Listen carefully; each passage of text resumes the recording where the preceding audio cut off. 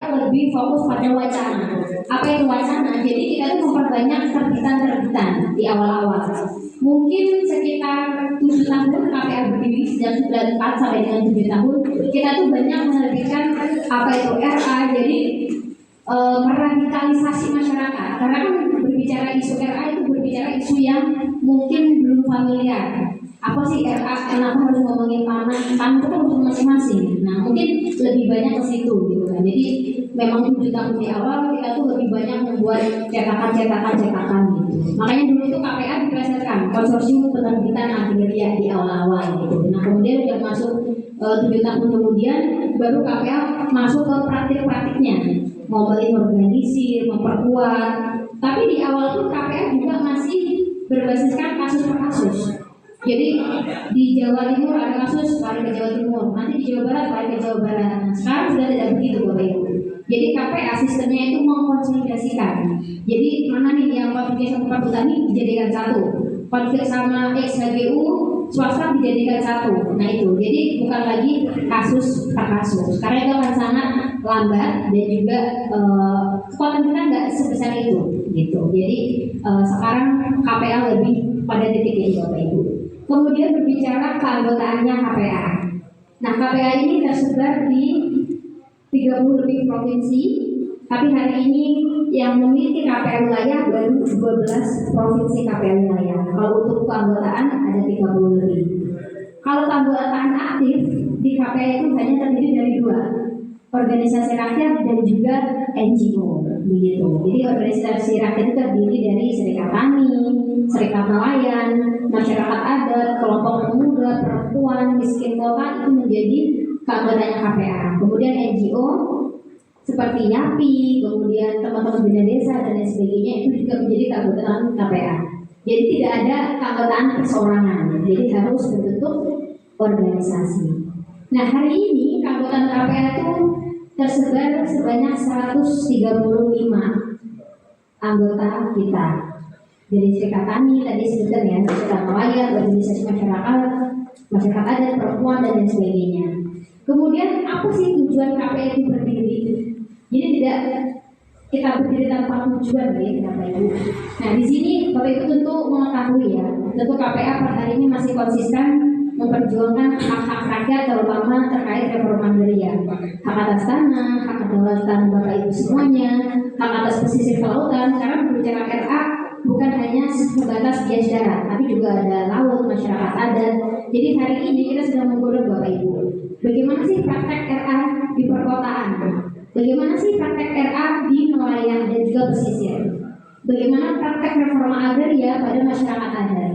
Karena berbicara RA kita tidak bisa bias hanya teman-teman petani saja, tapi memang hari ini KPA masih gaungnya itu karena kebanyakan anggota kita serikat tani, jadi kita memang tepatnya di situ.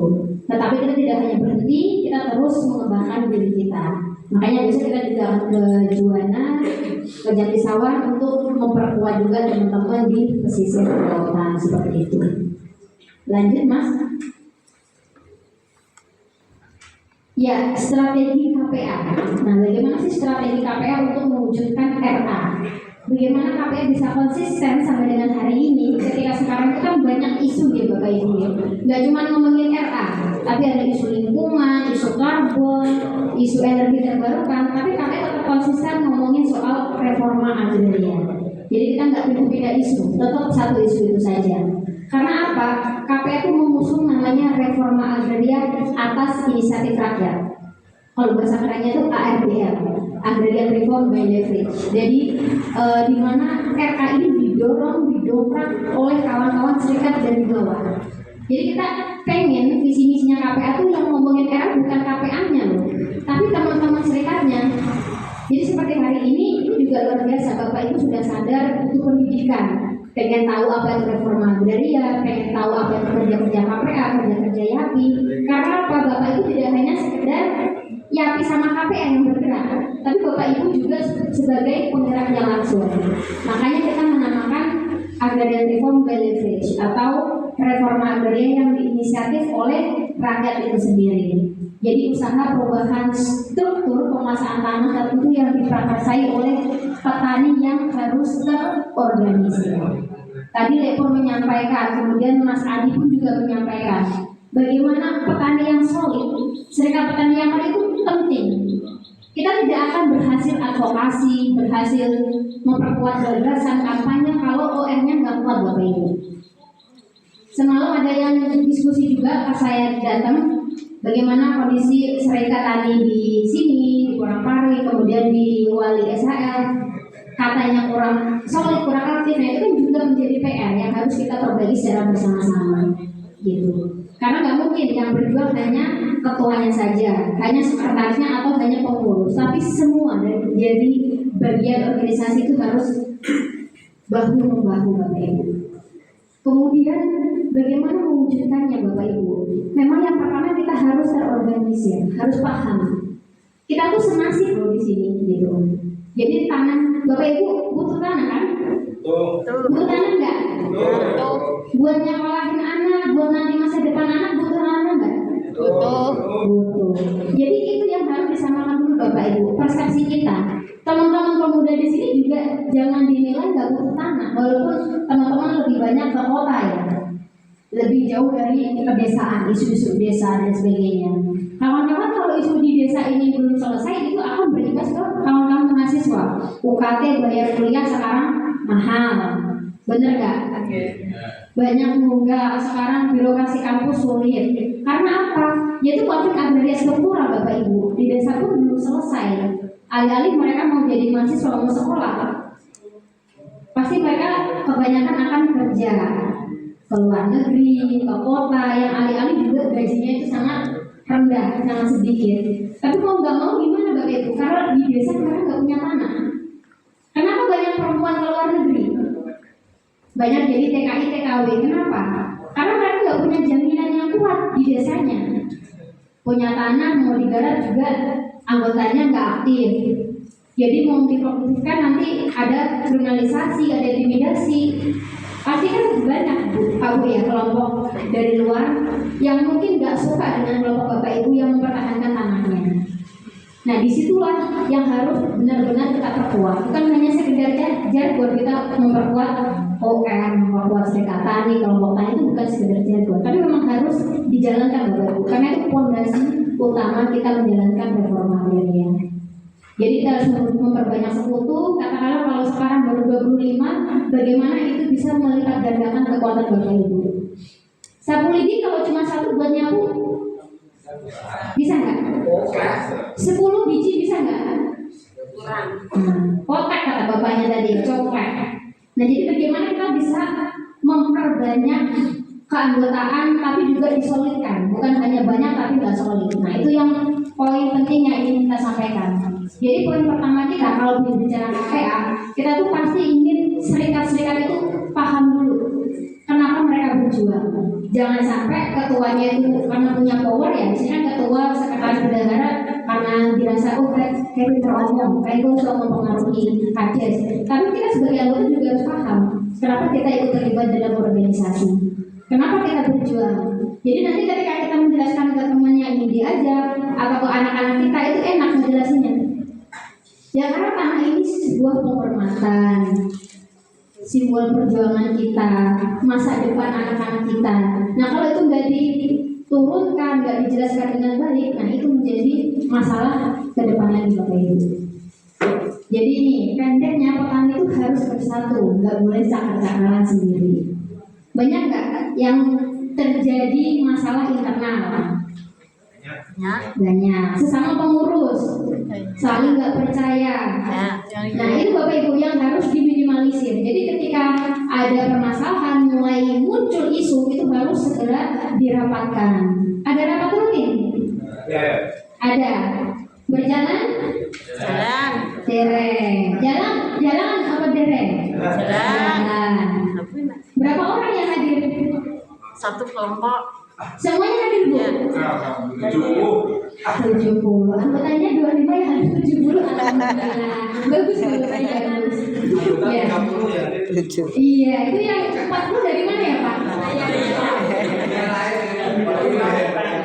Nah itu kalau anggota 30 yang datang 70. Nah itu yang harus kita implementasikan secara serius dan juga secara nyata Bapak Ibu. Lanjut Mas.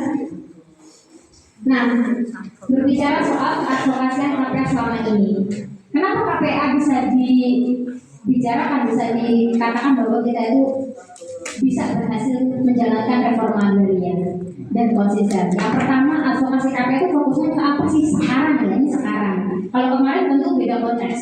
Nah sekarang advokasi KPA itu fokus ke dua hal Bapak Ibu. Yang pertama, mendorong RA ini menjadi wacana utama pemerintah. Karena kita sudah merasa dari 135 anggota kita itu sudah dinyatakan kuat dan juga solid. Jadi mereka sudah paham apa itu RA karena sudah berkali-kali kita menjalankan ARAS. Jadi mereka lebih paham, teman-temannya secara politik organisasinya udah ngerti gitu. Kemudian kenapa kita mendorong wacana ke pemerintah, fokusnya pemerintah? Karena yang ingin kita kuasai secara pemikiran itu hari ini pemerintah. Kalau sama anggota kita jelaskan mungkin 2 kali pertemuan bisa paham. Nah kalau pemerintah kita tuh sampai 7 kali mau audiensi, mau lobby, mau apapun belum tentu bisa masuk. Ada lagi permasalahan, mungkin sekarang kadesnya pro, tiba-tiba ganti kades lagi, ini belum selesai masalah. Nah kita kan harus ngulangi dari awal, bener gak? Mulai dari nol lagi ngejelasin masalahnya ini, Bapak Ibu harus ngapain. Nah itu yang harus terus kita jalankan, yaitu mendorong RA menjadi wacana utama pemerintah. Makanya kenapa setiap 24 September kita harus turun, biar si pemerintah itu paham bahwa eksistensi kita masih ada, pejuang-pejuang petani itu masih ada loh. RA itu belum berjalan. Ya kalau HTN aja ibaratnya tuh hari tani atau hari rayanya masyarakat adat ataupun petani nelayan, kalau kita nggak turun ke jalan dikiranya RA itu udah berjalan. Ini buktinya udah ada mayem gitu. Nah kemarin juga saya sempat kaget ya Pati bisa membludak soal demo itu ya kemarin. Nah itu kalau kita manfaatkan momentumnya dalam artian isunya nggak hanya itu tapi berlapis. Nah itu kan bisa kita manfaatkan sebagai suara menambah kekuatan kita sebagai petani gitu. Kenapa? Kemarin itu soal isu apa pajak? Kenapa pajak bisa begitu? Nah itu kan kita juga harus mengkritisi, bukan hanya di pajak masalahnya, di infrastruktur, kemudian pada sektor pertanian, pendidikan. Nah itu kan juga harus semuanya di-issue gitu ya, harus dibahas. Kemudian advokasi yang kedua terkait percepatan penyelesaian konflik. Setelah pemerintah ini kita kasih edukasi soal apa itu RA, kenapa harus RA sejati, bukan RA-nya ala pemerintah. Karena apa? Tujuan yang terakhir adalah percepatan penyelesaian konflik. Jadi kita berbicara, berdiskusi, mungkin Bapak Ibu sudah berpuluh-puluh tahun sampai udah-ubanan ya ini ya. Perjuangannya belum selesai itu karena apa? Penyelesaian konfliknya yang lambat gitu di pemerintahnya. Bahkan mereka itu nggak ada membantu rakyatnya dalam artian oke nanti kita bantu ngobrol ke gubernurnya atau ngobrol kemana sampai dengan pusat itu nggak ada Bapak Ibu. Lagi-lagi tetap harus Bapak Ibu sendiri. Lanjut. Nah ini strategi baru percepatan RA yang dijalankan KPA. Nah tadi Depur membahaskan pas HTN kemarin, HTN 2025 kita itu sudah mendesak ke DPR RI kemarin yang menghadirkan beberapa kementerian yang ini berkaitan dengan dijalankannya reforma agraria. Nah, Bapak Ibu harus mengetahui ini ya soal perkembangan advokasi politik secara nasional. Nah, hari ini Bapak Ibu kita itu sedang fokus mendorong namanya BPRAN. Apa itu BPRAN? Badan Pelaksana Reforma Agraria, yang itu diinisiasi oleh harus presidennya langsung. Karena selama ini kan hanya berputarnya di ATR BPN. Kalau itu nanti dilempar lagi ke kementerian KMHK ya dulu ya. Karena kementerian hutan. Nanti ke BUMN. Jadi kan cuma dibolak-balik, cuma dipimpong kita. Nah makanya hari ini KPA itu tegas dengan dukungan dari Serikat Tani, Serikat Nelayan, kita harus mendorong yang namanya BPRA ini. Jadi Bapak Ibu di sini juga harus mengetahui dan membantu menyuarakan pentingnya apa itu Badan Pelaksana Reforma Agraria. Nah, jadi Badan Pelaksana Reforma Agraria Nasional itu adalah lembaga khusus ad hoc itu artinya khusus yang harus dibentuk oleh pemerintah langsung, dalam hal ini presiden yang harus mengawasinya. Bukan lagi udah ini nanti lintas dari kementerian ya, nanti kementerian juga lambat, nanti ATR BPN nawarin juga kan ini hutan harus dilepas dulu, nanti juga gitu si BUMN ini harusnya hutan dulu, ini loh masih pelepasan hutan, nanti ditukang lagi gitu. Jadi nggak ada penyelesaian per hari ini. Makanya kita pengen tegas harus ada badan khusus yang dibentuk untuk yaitu fokus nyelesain sih ngomongin reforma agraria gitu. Nah kemarin itu datang tuh beberapa menteri ATR, kemudian ada Juli juga dari kehutanan, kemudian ada menteri pariwisata, karena beberapa anggota kita juga bersinggungan ya dengan PSN, pariwisata premium, BNPT, Labuan Bajo dan sebagainya. Nah itu kita kumpulkan jadi satu biar mereka tuh paham. Jadi kita bawa data nih. Makanya tadi saya bilang juga data itu butuh Bapak Ibu. Nggak hanya walaupun kita sekedar ngumpulin KTP semua anggota, bikin peta. Nah itu ketika nanti kita bilang ini tangan kita Bapak, Bupati, Kades ataupun ke ATR BPN ke Kanwil, buktinya apa? Nah kita bisa bawa data. Bukannya sekedar katanya. Kayak tadi Pak, tanah ini milik siapa? Itu kan pelang kita juga bisa pasang pelang di sebelahnya, tanah ini milik Bapak siapa. Kalau cuma masalah pelang, simpel kan Bapak Ibu, bisa kan semua orang? Bisa. Tapi cara membuktikannya secara de facto, de jure itu apa? Kita harus punya data yang kuat. Sudah menguasai? Sudah diproduktifkan tanahnya? Sudah. Nah itu tinggal kita bagaimana mengadvokasi agar menjadi hak milik atas nama Bapak Ibu ya, bukan penumpang liar gitu. Kemudian bentuknya apa? Setingkat dengan badan yang langsung bertanggung jawab kepada presiden. Jadi langsung tanggung jawabnya itu ke presiden, bukan lagi ke tadi ya ke kementerian. Kemudian tujuan dari BPRA itu Bapak Ibu, yang pertama mengurangi ketimpangan, yang kedua menyelesaikan konflik agraria, memberdayakan ekonomi masyarakat, baik itu nelayan, petani, dan juga perempuan dan lain sebagainya. Nah, kemudian tugasnya bisa Bapak Ibu baca di sini, kepemimpinan dan kolaborasi lintas dari kementerian dan juga lembaga.